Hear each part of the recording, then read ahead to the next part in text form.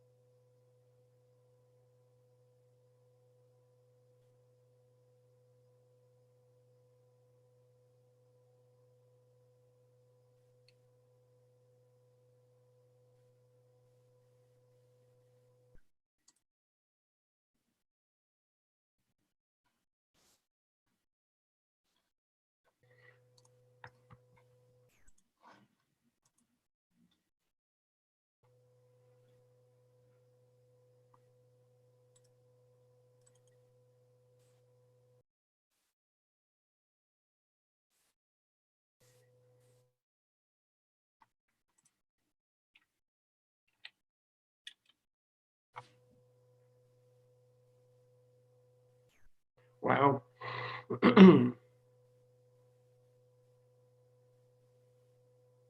So, Bill, we still have some numbers trickling in, but it might be safe to just start now.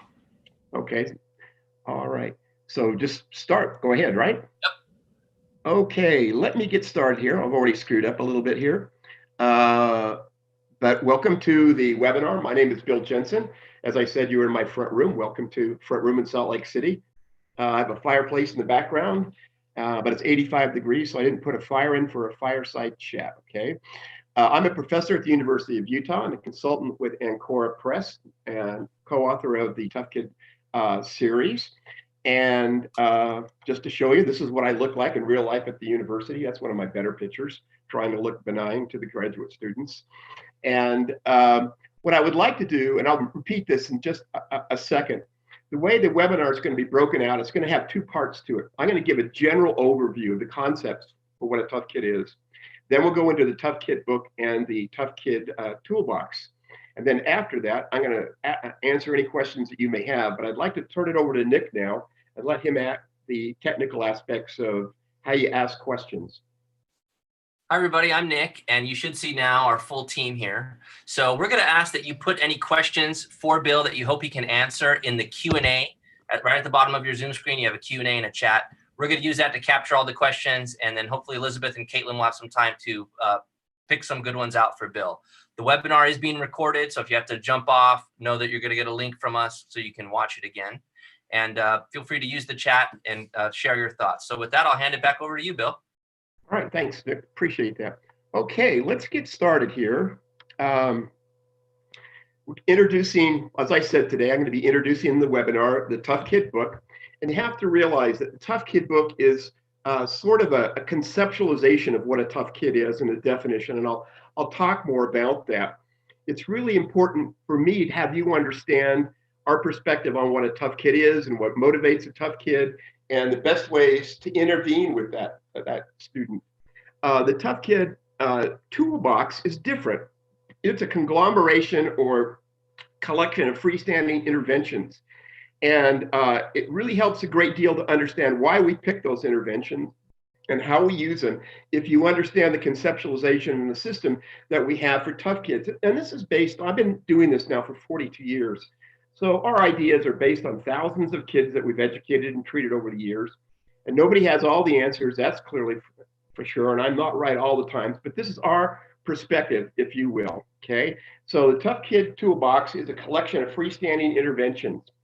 But also the Tough Kid books and toolbox is a part of a collection. And this is just a few of the collection of a series or suite of the Tough Kid series.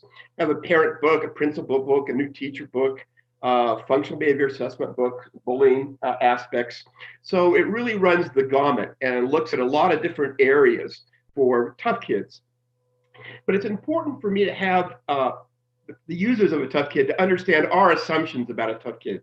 Now, you may not agree with these, and that's fine, but at least you know what our perspective is. But the number one assumption for tough kids is that we manage them. We don't cure these kids, and we don't claim to cure them. I taught childhood psychopathology for 38 years at the University of Utah, read the literature every year. Nobody has a silver bullet to cure these kids. If they claim that, I really claim the veracity of that statement. We are in a management business, as I view it. And if you're a parent and you have children yourself, you know you're in a management business, with your own children. People often say, well, when is he going to come around, Dr. Jensen? When will he buy into the system? I don't want to shock anybody, but we think it's about age 25. So we're in the management business all the way through basic education. And that figure 25 is based on a lot of data, but also it's based on incarceration data for a lot of young adults.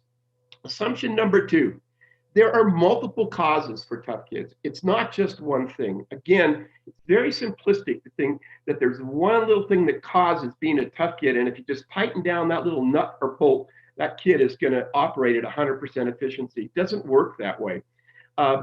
We oftentimes will blame parents for tough kids, and surely they are involved.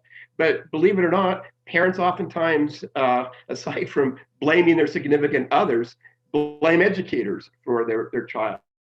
But there's all sorts of reasons.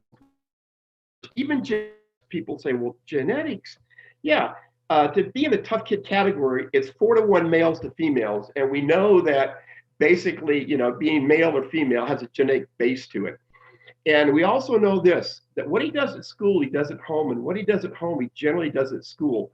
So blaming each other is really counterproductive. This is my favorite cartoon of all cartoons because it gets this idea across so well.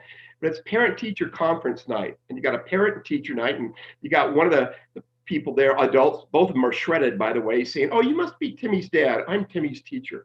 That's pretty much how it works the majority of the time. Assumption number 3, and that assumption is this: positives work best with tough kids. Adversives have been tried, they've been overused with tough kids, and I'm not a goody two-shoes. I believe that you have to use mild adversives sometimes with tough kids, just as you do with your own children at home.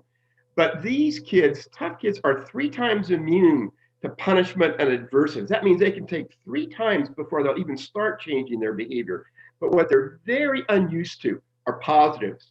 Positives are underutilized, and both educators and parents, we overestimate the positives we give tough kids. We generally overuse adversives. You're going to need both, but overwhelmingly positives. And the last one I like is what we call the mystery assumption. And this is just a silly assumption. And I got this from a teacher in Chicago years ago who was going to take her class of tough kids, self-contained class of tough kids, to the Field Institute, the museum there. And she taught him all kinds of all types of museum social skills, behavior, and etiquette, not to touch things, not to run, and not to bug people, not to steal anything. And she said, Dr. Jensen, the moment we walked into the museum, it all went out the window. And that's how it generally goes with social skills training.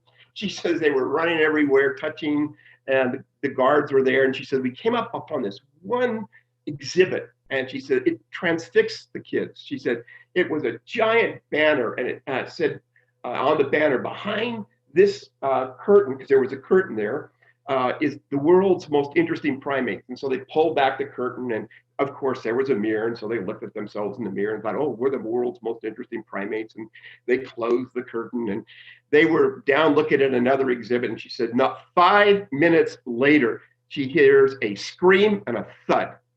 And she immediately looks for Rocky, because everybody's got a Rocky in their classroom. And when you hear a scream or a thud, it's best to find out where they're at first. And sure enough, he was gone. And what he had done is he'd slipped back to that exhibit unobserved and gone up behind the curtain and was waiting for the next customer. And it happened to be this elderly lady walking up with a walker and a cane hanging off the side. And Rocky's right behind the curtain, ready to spring. And she pulls the curtain back, and he jumps out and says, boo! And she picks up the cane and whacks him over the head and puts him out after she screams. But the whole point with this, the teacher says, is she says, some of their behaviors are so outlandish, but they're funny. And if you let these tough kid behaviors offend you, you're probably not going to be a good educator for them. They amuse me, and they've amused me for 42 years, all the silly things that they do and all the silly things that we do also. Okay, you have to like the kids, because if you dislike them and dislike their behavior, you should probably switch to another profession. The Tough Kid series is evidence-based. Provided in the books are a site that Ancora has that you can download and look at all the research that's been done on the technique. So somebody says, is it evidence-based? We've been doing evidence-based work for years and years and years. And just as an indicator, here's some of the research on mystery motivators. There are 45 research papers, not papers, but research peer-reviewed articles, dissertations, and master theses on just mystery motivators. And we're doing a meta-analysis on them. So nothing has gone into the series that has not been research validated. Okay, how do the kids fit into the PBS, MTSS models? Well, tough kids are externalizers. That means their behaviors affect individuals external to them, peers, parents, and teachers. They are not internalizers, kids who are depressed, phobic, or anxious. They're externalizers.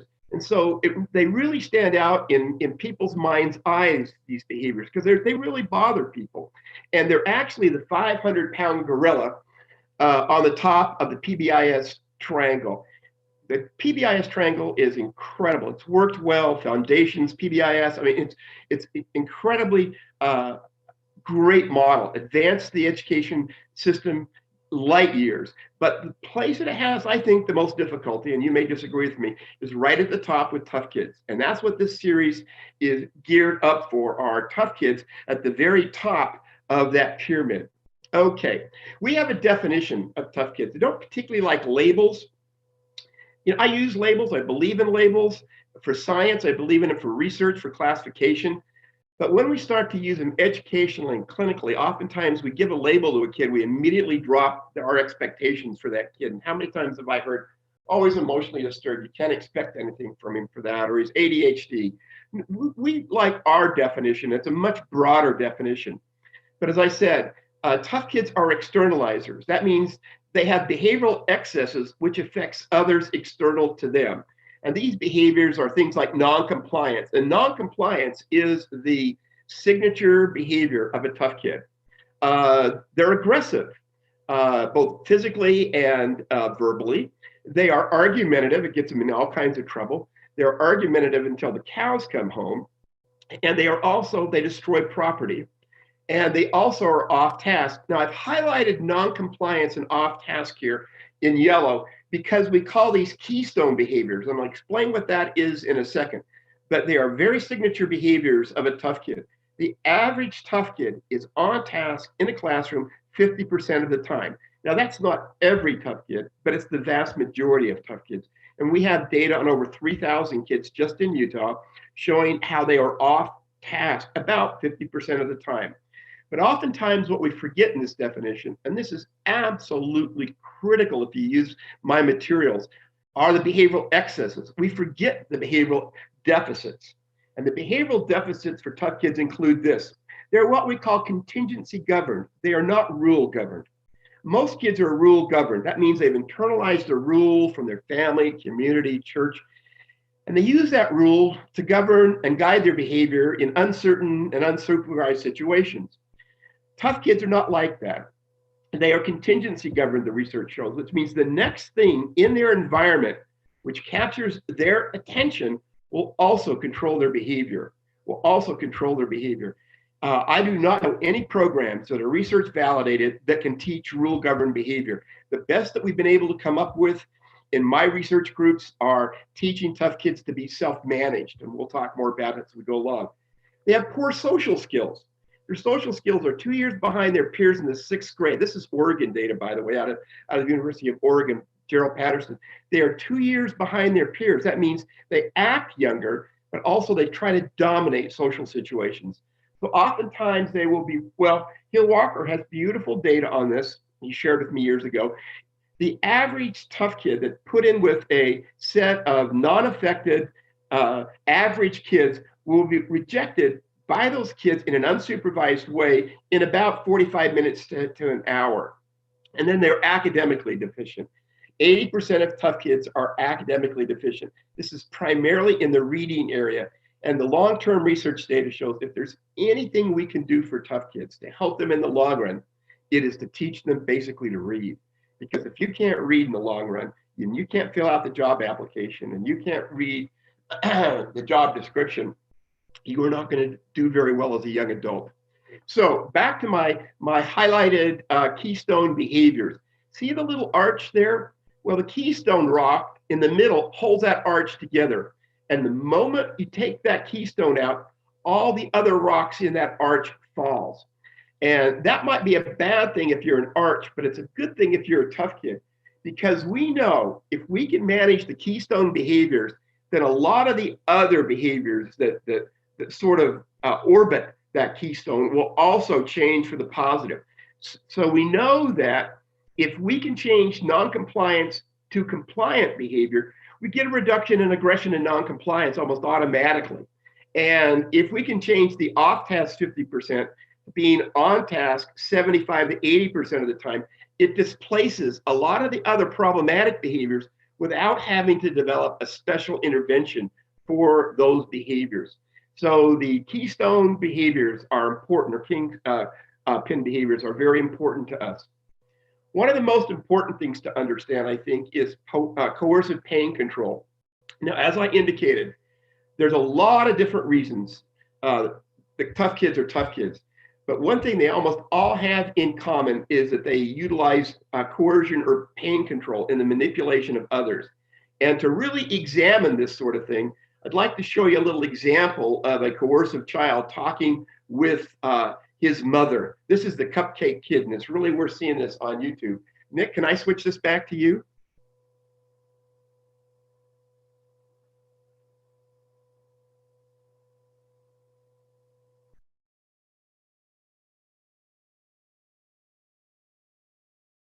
Hey, Nick, I think we're missing sound. Yeah, I can't hear it.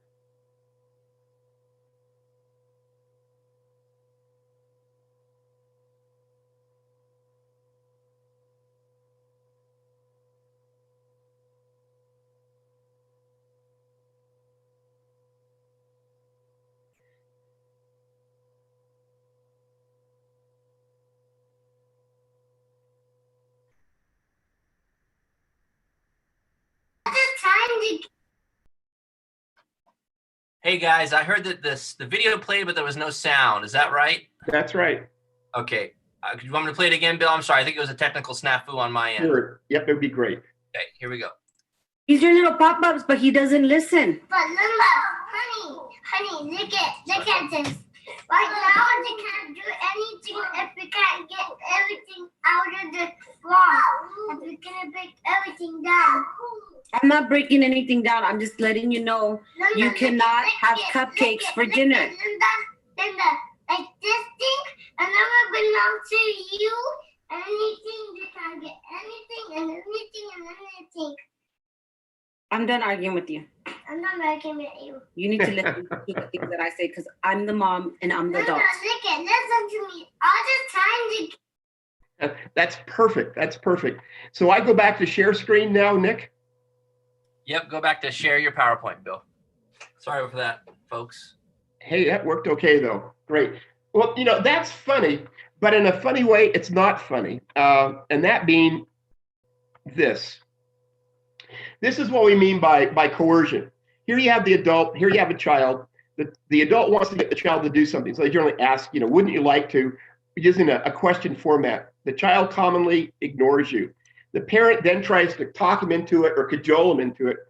Now the child will delay you or say, in just a minute, or just give me some time. Wait just a second. So oftentimes then we get upset, we yell, the child gives us excuses at that point in time. We bump it up a notch, and oftentimes as educators or parents, we come up with an ultimate consequence. We threaten, and those consequences we cannot follow through with oftentimes. That's why the Tough Kid Materials has put a lot of thought into what you can really do and you cannot really do.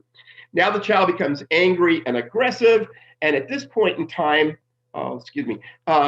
60% of the time, the adult withdraws the request. And every time you withdraw the request, every one of these things are rewarded. Every one of these things are intensified and will increase over time. And that is really a lot of the design of the tough kid interventions, such as precision requests and group contingencies and sure I will interventions, is to stop this coercive cycle. It's randomly rewarded. It reinforces microaggression bursts. It impedes social skills development. That's why these students are oftentimes shunned by their peers, and reduces academic learning because you're backing off your teacher with coercion. Okay, now there's another core concept before we move on to the books. It's really important to understand with tough kids, and we have learned this over the years. And people often wonder why we use some of the techniques we use. We use a lot of precision, a lot of group contingencies in the tough kid materials, and this is why. It's called behavioral contagion, and this has been investigated by Tom DeShawn at the University of Oregon, incredibly well researched, where they shows how misbehaviors are contagious. And I want you to look at these graphs down here. If you look at the left down here, these little dots here are hundreds and hundreds of kids. The two little graphs on the bottom down here are average kids with no disabilities, no difficulties at all. These here are hundreds and hundreds of tough kids, both males and females. But one of the things that you can see at age 10, these kids start to hang out with other tough kids, no matter anywhere they're at, and they have a dramatic influence on each other. So we like to say you are no longer in individual interventions. You're into basic standard group control. And it bleeds over into truancy. If you look at this, you could fit this graph almost right on the other graph. And this is where peers really start to influence others not to go to school and have high rates of absenteeism. And boy, Ancora has some great materials on this with Jesse Sprick on managing this and using functional behavior assessment. But it even goes over into substance abuse because we know they influence each other. So what's happening here is you are in peer management. You're no longer in individual management. And it's really important to understand that. Now, this concept is also very important to understand. I love this little image I got out of Google Images. Tough kids are impulsive. Remember, we said they're contingency motivated. They're not rule governed. They have some contingency that captures them. This little boy got captured by a pencil just moments before, all right? So it means that if you look at this graph again, this is from the same Achenbach study of hundreds of kids. These are tough kid females. These are tough kid males. They are incredibly impulsive from age 5 to 18. So it means that supervision is absolutely critical. Main line of defense in managing tough kid behavior is making sure they are supervised. And I think the foundations material is so great on the basic supervision components and champs, and also tough kids. We really emphasize supervision as a critical element in the management of these kids. Now, last concept, then I'll just summarize it and we'll go on to the books here.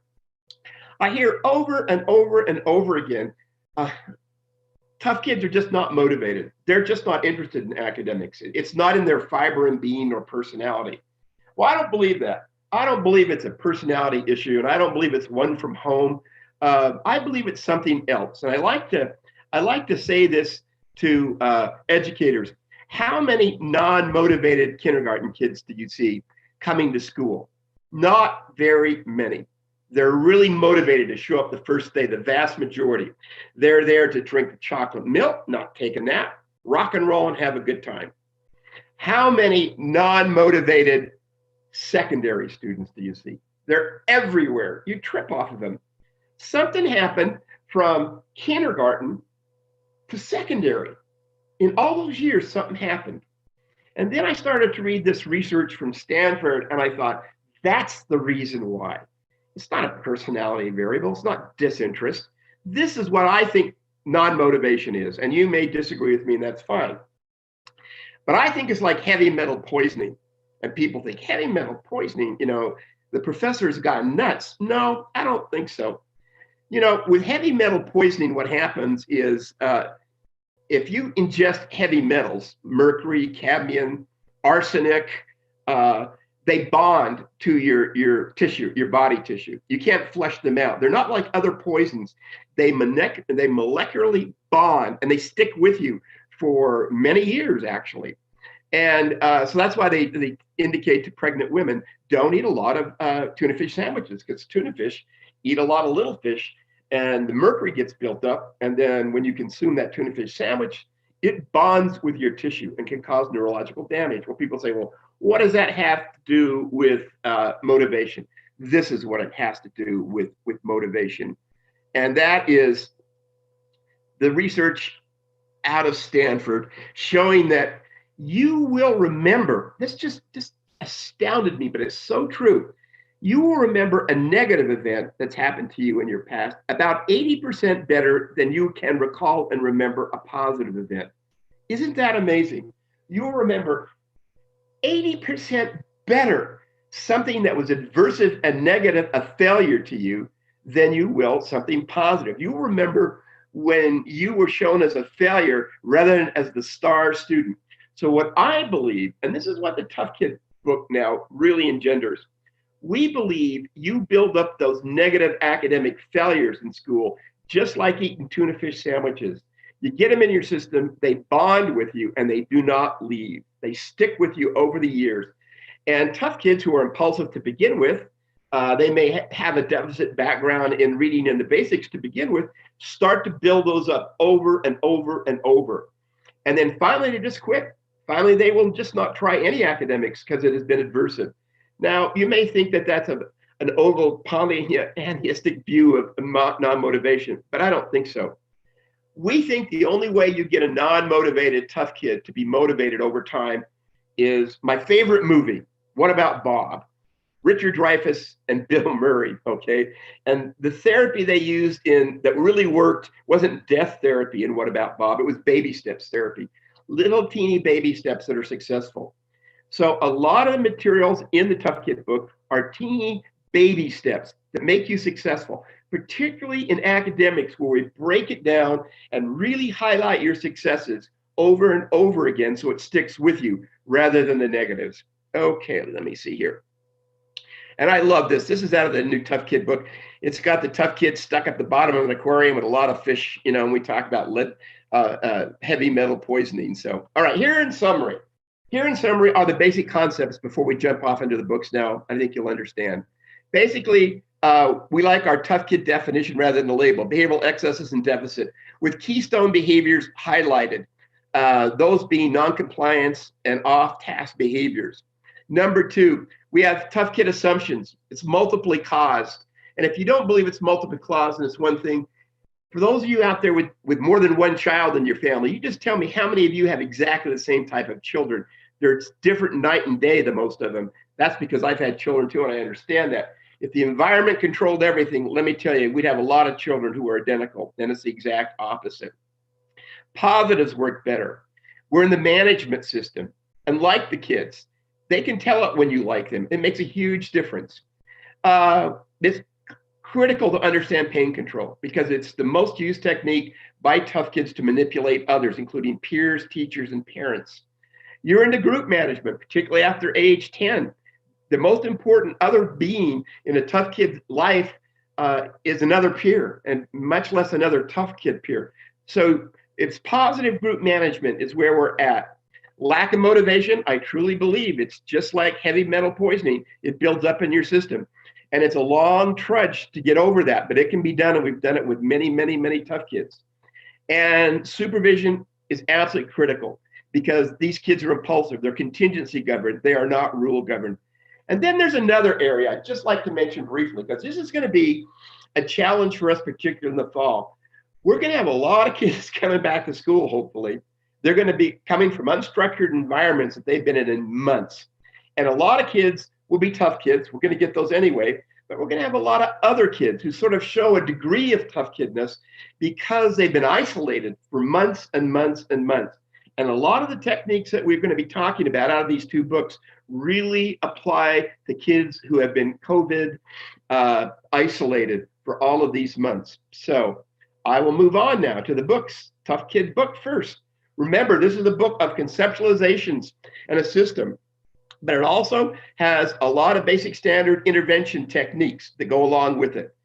The first part of this, the introduction, it talks about how this fits into PBIS, MTSS, and how you can use that. We've already talked a little bit about that. But the basic breakdown in this book and all the chapters, it will have pointer boxes in each chapter embedded. So if we present you with a concept, we will refer you in relationship to that concept to other resources outside. That's why it's called the pointer box. We're pointing to other resources, not Ancora's resources, not Bill Jensen's resources. These are resources that are broadly out there. Number 2, we have a great section on downloadable files. A lot of the materials, a lot of the forms are included in with the book, and you can either Xerox them, a lot of them, or they can be downloaded from Ancora, and a lot of them are both in English and Spanish. And by the way, you can download the basic standard research articles that support these techniques. We'll give you technique tips. When we give you a technique, then we may give you a technique tip on how to enhance it and where it comes from. Like a lot of people run around saying, well, you ought to be more positive. Well, how much more positive? Is it 1-to-1, 3-to-1, 4-to-1, 5-to-1? This is the technique tip here that we took out of the research literature, where we sort of decided it's a Goldilocks technique. It's about 4-to-1 positive. To any minor adversive, you give a tough kid. That is bridged between some authors that say it's 5-to-1, some say it's 3-to-1. We just settled on the Goldilocks era there. We give you technique cautions. If we give you a technique, and there might be an unexpected outcome with that technique as a side effect, we will warn you about that. For example, if we say you should use differential attention with a child, which involves extinction, we'll warn you that you're likely to get an extinction burst initially before the behavior improves. It'll likely get worse before it gets better. The same with using basically some of the simple timeout techniques we use.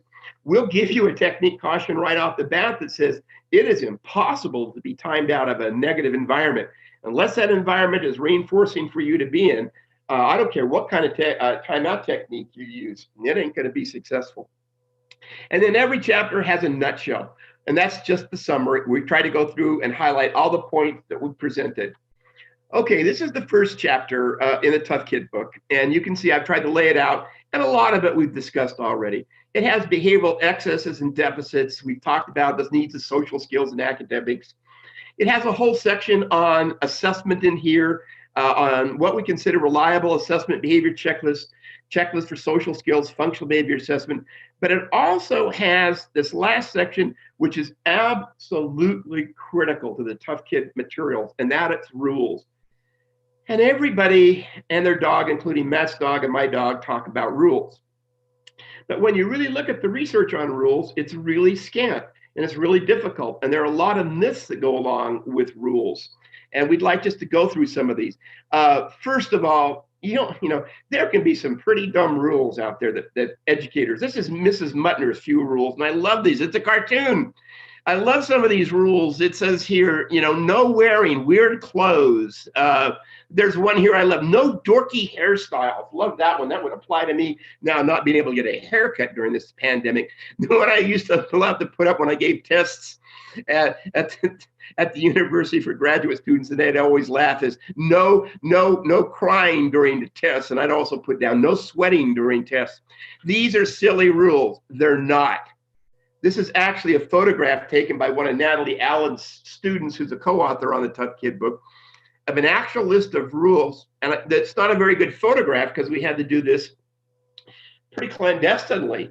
But I was amazed at the rules, how many there are, how foolish they are. These are real rules a teacher's posted. These are misspelled rules. And if you look at some of these rules, they are amazing. Like, don't be a snitch. That was, somebody really put that on the wall. Don't be a snitch. Don't retaliate. Oh, so we put a little box of some of the best we got out of this list. Don't retaliate. Don't take your shoes off. I don't know where that came from. Don't rip off your name tag. There's don't be a snitch. No bad attitudes. There's one in here I really love. Don't roll your eyes. I use that with my own granddaughter. Don't roll your eyes. But these are foolish rules. This is what we think make good rules. There are myths about rules, and these are the myths about rules we think exist out there, and you may disagree. Number one is we don't think you should have the students set the rules. We think you should set the rules because your rules are your expectations for their behaviors. They should not decide on what those are. You should decide on what they are. Number one reason is if you let them decide, you won't be ready the very first day because you won't have your rules in place. Number two is you're going to have a lot of your goody two-shoes kids participate in setting those rules. Your tough kids aren't. They're going to wait in the background to break those rules. We can find no research to validate that letting kids set their rules will improve their behaviors. If you must do this, we suggest that you let them pick a one-class rule. There's one rule they get to pick for the class, but not all the rules, okay? And we think that your rules should not be ambiguous higher order values. They should be almost a checklist on what you expect out of the child when they walk in the door at 8 a.m. and you can look at them. And remember, small things count. It ain't the big things. So if you let little things go, big things happen and follow. And if you really want to read a great book on that, read The Tipping Point. This is what we think about rules. Number one, you set them. If at all possible, let them set one, okay? They shouldn't be ambiguous values or reflect higher order ideals. They ought to be your behaviors. They ought to pass the flash test. And I cannot impress how important this has been for us over the years. The flash test is just simply this. Stop a kid. Ask them a rule and then ask them to give you the definition. If the kids are not giving you similar definitions for that rule, you've got a bad rule because there's many interpretations of it. And just don't stop the goody two-shoes kids and ask them what the rule means. Ask the tough kids, because if they don't understand what the rules are, you're going to get a lot of misinterpretations and inappropriate behaviors. Your rules should be stated in a positive way. You only need 5 or 6. You don't need to be like Mrs. Mutner. And this is so important, and I think the most overlooked issue in behavior management systems. Your rules should be directly connected to your behavior management system in your classroom. I see a lot of rules that is nothing more than wallpaper on the wall. There's no connection to the consequences that are happening in that classroom with the rules that are posted on that classroom. So let's go ahead and move on to some other areas here. This is chapter 2. It focuses on unique positive techniques, mystery motivators. There are myths about positive reinforcement. And the myths are really destructive for tough kids. And there's risks. Myths, I think one is by Alfie Cohen's punish by rewards, which is if you give external rewards, you kill internal motivation. There's not really good research to back that up. And every presenter, including Mr. Cohen, charges a fee for his presentations. And that's an incentive. It's how you give those incentives. And we talk about how you do that. Don't give it for busy work. Don't do it for things. Don't give rewards for things that kids can't accomplish. Yeah, you'll kill internal motivation, but you find out there are ways to do this where you actually enhance their motivation over time. Number 2 is people say, well, to be fair, I've got to give it to everyone. No, that's not fairness. Fairness is defined by Webster. It's giving you what you need to be equally successful. Not everybody gets the same thing. It's what you need to be equally successful. And my tough kids need incentives, particularly in the academic area where they may have been poisoned motivationally to keep on going and starting to have successes. We talk in here a lot about novel reinforcers, mystery motivators, unique delivery systems. Let me see what I've got here. We're famous for mystery motivators. I'm known as the mystery motivator guy. Mystery motivator is nothing more than an envelope with a question mark on it, a piece of paper with a reward written on it, sealed inside with a pencil with that. And basically, that's what those 45 articles are on. This is a very inexpensive way to deliver incentives. We also really like to use we call them magic pens or developer pens by Crayola. If you notice these pens here, on one end, they have invisible ink, and you can put in these boxes an X or an M. And when the child achieves what they need to do that day, let's say they're on a special contract, or it could be a number of things, you let them color it in with one of these colored tips. If the X shows up, automatically they get what's in the envelope, which is pasted here. And we've moved that up now. We've had a lot of teachers start to use these infrared pens. They're just like the magic decoder pens because all you have to do is a black light, and kids really love, and they're variable. They keep kids guessing. We use reward spinners, and people always say, Well, will that work with adolescents? Yeah, work with adolescents. It works with their parents. Look at Wheel of Fortune on TV, one of the most successful game stores. It works with full professors with tenure. We've used, it's used in Las Vegas, but we use it with tough kids oftentimes to deliver incentives. So if they make the behaviors, we let them spin this, whatever it lands on, they get on this menu. It allows you to vary the value from very inexpensive number 4 generic yogurt types of rewards to very expensive trips to Hawaii, and you can even include a mystery motivator. And if you're so inclined, on the internet, there's one you can have free. This is put out by the National Consortium of Teachers of Mathematics, and this is an electronic spinner, and you can define it. You can change the wedges because it changes the probability. That's why they have it up there. We use it to reward kids. Chapter 3 is reductive techniques. Now, remember, reductive techniques are overly used with tough kids. We really prefer to highlight the positive techniques that are basically standard used for tough kids. But these can include forms of mild times of timeout procedures, precision requests. We really have an emphasis on using positive reductive techniques like differential attention, which a lot of teachers know as proximity praise, the Sure I Will program. I'll let you look at the book to get a sense for what they are. This is one I particularly like out of this chapter, though. It's called The Quiet Classroom. And we really emphasize group contingencies. And the way we design group contingencies, people often say, well, that's not fair if everybody fails because one kid sets them up to fail. Well, our group contingencies are designed that doesn't happen. We use what's called independent group contingencies, which, by the way, this one is the quiet classroom. And what this is we know that the louder the classroom, the higher the problematic behavior oftentimes. And this allows you to tone down the noise in a classroom, and it uses an app that you can get free, or you can pay 99 cents for the deluxe, which will keep track of your decibel level by second in your classroom. And you can set the total maximum decibel levels that you want and not reveal it to them until after like a certain period of time, like in-seat work.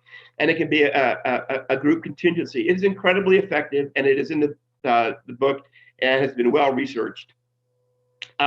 We have advanced sections in this book also. Advanced academic sections like cover, copy, and compare, motivating and evaluating, but it also has real high emphasis on academic learning time and explicit and direct instruction. And we rely very heavily on Marilyn Sprick and Anita Archer here on a lot of our strategies we've included in these books. We have advanced behavioral strategies like clean your plate or tootling, home notes and contracts. The tootling I like it should say put ups. Okay, I misspelled that one. There's always a typo. Sorry about that. But tootling is a put up or saying something positive to another child. It's teaching a tough kid to say positive things to another one. We thought we got this by Matt Sprick, the CEO of the company, and the editor, Sarah. We thought they hadn't seen this. But here you have the kid giving a put up to this kid by saying, hey, dude, you got your butt in the seat before the bell rang. Good job. We found out they knew all about this, okay? But this is one of the advanced techniques in here. We have a home note program. Home notes or daily behavior report cards are used by 65% of all schools. And we introduced what we call the electronic home notes in a pointer box. We've developed a home note that can be done with Google Docs on an iPad that is incredibly effective and does not require paper that goes directly to the parent. We also use self-monitoring as a technique to change behaviors. Remember, self-monitoring is important to us because it is a way to get kids to be contingency governed. And our technique is called on task in a box and is freestanding. So, and then we have our last section here, chapter 5 is getting tough kids back into general ed. 80% of tough kids fail when they go back. And this whole chapter is built around getting them to be successful when you send them back from special ed or special placements to general ed. And things like Lucky Charms, which I'm not going to tell you, but it's not a cereal, is an incredibly good generalization technique. And one thing in here I really have loved, and it is the Teacher Pleaser Social Skills Training Program. We have took 30 of the most prized behaviors by teachers. This is based on 1,000 teachers from Hill Walker. And the top 5, and we put them in a program which is included in this book and how to teach those social skills and have a student self-record those behaviors when they go back. So I want to move on now to the Tough Kid Toolbox. and then open it up to any questions that you may have. Okay, the structure of each section of the toolbox. Remember, this is standing interventions. Tough Kid book is a conceptualization and system. This is going to be a set of interventions. But each one of the interventions starts with a description of that intervention, steps for implementing that intervention. How do you improve it once you get it going? It even has pointer boxes like the Tough Kid book. How to troubleshoot it. We go through all the types of issues that can pop up when you do use that intervention, and how you can even make it better. And then we give you the hard copy reproducibles, as we did with the Tough Kid book, that are downloadable. A lot of them are back of each of the chapters in this book also. And again, you can get them in English and Spanish. Then these are the major sections of the book. Now, each of these sections reflect the structure that I just showed you on the previous slide. All of these reflect, oh shoot, I did something there. Good going. Can't believe. I think you're good from there, Bill, to just go from current slide. All right, thank you, Nick. All right, great. All of these are broken down with the basic standard structure that I had just presented. Steps, troubleshooting, what have you. Descriptions. This is an example. You can see here's a description of the mystery motivator section. We start off with that. Then we go through the basic standard steps, troubleshooting, how you make it even better. And then these are some of the reproducible forms that you can get in the back or downloadable, pointer boxes, and downloadable files for that. Now, here is the first section, has mystery motivators. It also has in the next section is home notes, how to set them up. And we give you the basic template for home notes. Here's an elementary one, and then there's a secondary one. And same thing, troubleshooting, how to get them to work well.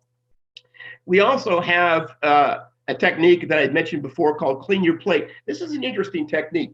This is a technique that's based on research done by Glenn Dunlop, which shows that if you have a task that has several parts to it, and you want a tough kid to get do that task, rather than have them start with the one that you want them to start with, although they have to complete all of them, is you let them choose. Choice makes a difference here. And the technique is called clean your plate, and we give them a plate with all the tasks on, and they get to choose the academic tasks they go through until they've cleaned their plate. It's a really neat technique, and this is one that I was introduced to by Natalie Allen. It's a really great technique. This is one we invented a long time ago. This is called the yes-no program. It is a reinforcement technique that if you follow the classroom rules, we catch you doing it, like she's catching the tough kid there. And we have a little laminated card. We'll put your name on it. We'll circle yes, and we'll put it in a jar. And the next time we catch a different student, see, we're linking a student following the rules, getting a card in a jar with a yes on it. If you break a rule, we'll put a circle and a no in there. Now, at the end of the day, or for secondary, at the end of the week, we'll pull one of these cards out. And if it's a yes card, the class gets what's in a mystery motivator. And then we basically take all the yes cards out, wipe them all off, and start over again. The real trick to using this correctly is making sure you have a lot more yeses than you have nos, because if you start catching kids failing with the rules over and over again and highlighting that, it's very problematic. You want to catch them following the rules and putting them in there. And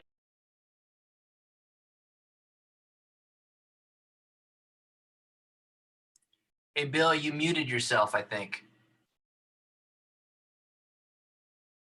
that, when did I mute myself? It When I was just start- about 5 Pardon? seconds ago. When I started to talk about yes, no? Yeah. Okay. Before I muted myself, pretty cool. I did that. My wife would like that.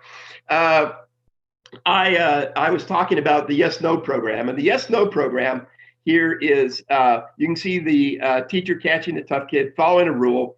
And down here, it has happy faces and sad faces. We also give you cards with yeses and nos. We have you laminate these, cut them up, and put them in a stack. And when you catch a kid following a rule, you circle a yes, put their name on it, and you put it in a jar. And each time you catch a kid and tie them to rule following behavior, you put it in a jar. At the end of the day, we pull one out. If it's a happy face, they get a mystery motivator.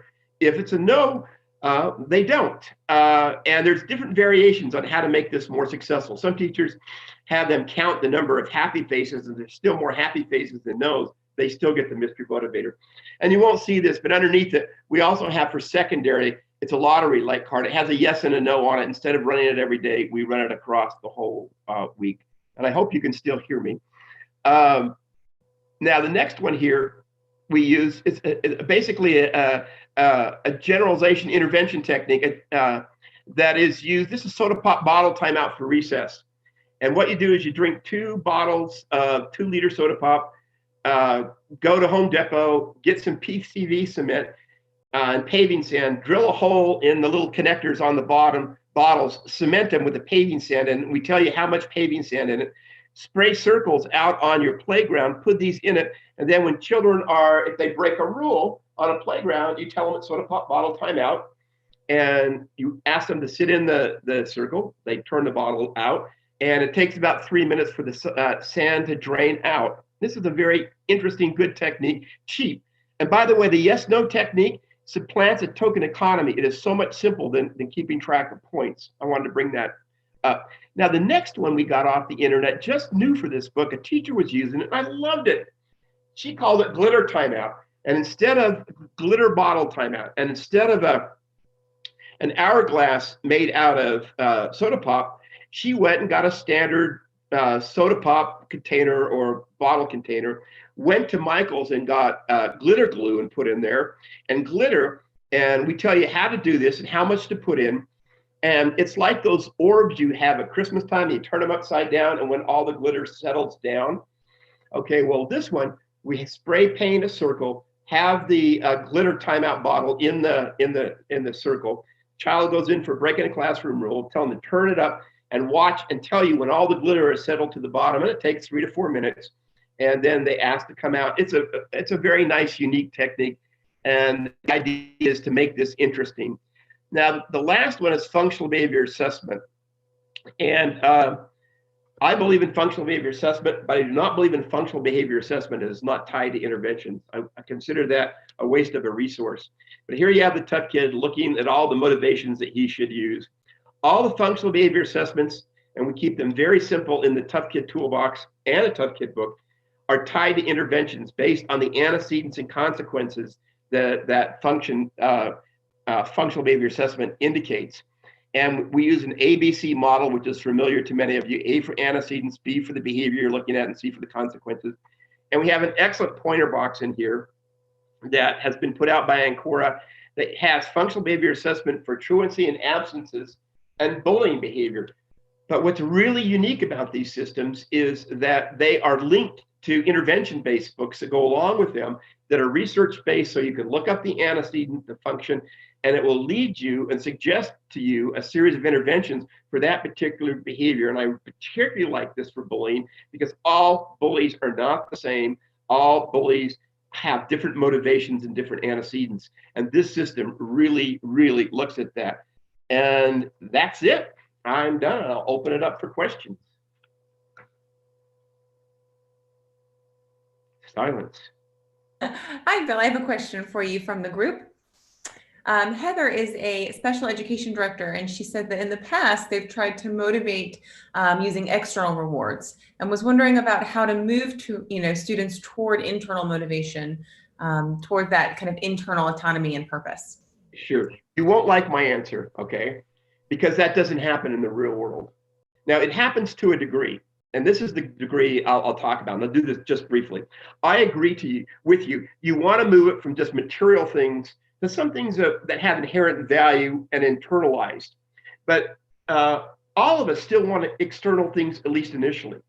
The best way we know how to move it, external evaluation, is to link that external reward to verbal praise from an adult they either respect or like a great deal.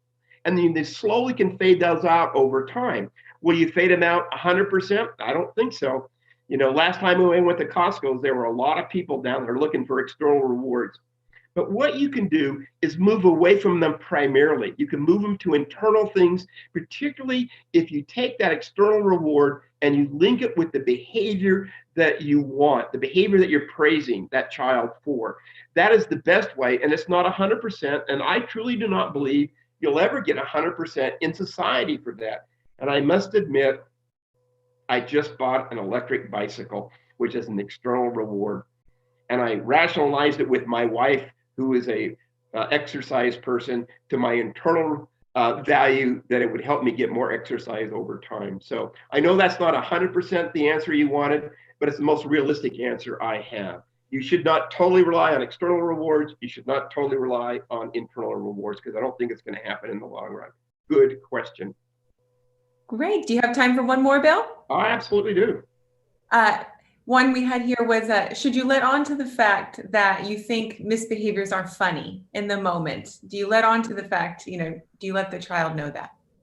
Oh, I think you let them know their behavior is not amusing to you. I think you let it, that it's not funny at all, not funny to other kids if they laugh also. No, you take it very seriously when the kid jumps out from behind the curtain and scares the elderly lady half to death. Now, that's done under stern circumstances. But when you get at home at night and you're talking to your significant other or your dog and your cat and you're having your glass of wine, you say, you know what? I had to really not laugh because it was a pretty funny behavior when it occurred to me. The whole point is if they offend you over time, they will build up also, and you'll start to dislike these kids. They do stupid things. And some of the things they do are out and out cruel, out and out aggressive, and out difficult, but not all of them. And over the years, I've really learned to like tough kids. And I'll let you in. This happened to me about 2 weeks ago with my face mask on and my gloves, and I'm at the grocery store taking my life in my hands. And I'm trying to buy yeast to bake bread because everyone's baking bread. And I hear all of a sudden somebody said, Dr. Jensen, and immediately I jump, of course. And I turn around, and there's a person standing there, no mask, no gloves, pierced ears, tattoos all over him, mohawk hairdo, it's purple. And you know what he says to me? Do you remember who I am? I thought, I've seen thousands of tough kids and ran a school for 12 years, but I never say, oh, I don't know who you are. I generally say, yeah, of course I can remember you. Difficult maybe with the name, but and then I always come up with, how's your mom doing? Because they always link in on how your mom's doing. But the reason I say that is that student knew I liked them way back when. And that student's remembered me for 10 or 15 years and still recognizes me with a mask. And I still like that student. And my second question after how's your mom doing, saying, are you in school or you got a job? Same stuff I would have said to him when he was 10 years old at the Children's Behavior Therapy Unit where I was a principal. So no, don't laugh at the behavior at the time, but don't let them get to you over time and, poison you. Because these kids are nice. They're really worth something. They really are worth a great deal to me. Long answer. I think that was a great answer. And we're about out of time. Okay. Well, it's been a pleasure. Thank you for taking the time and listening to me and my screw up as I tried to get through here. And thank you, Nick, and everybody else, Caitlin, who's helped me through it. This is fun from my front room.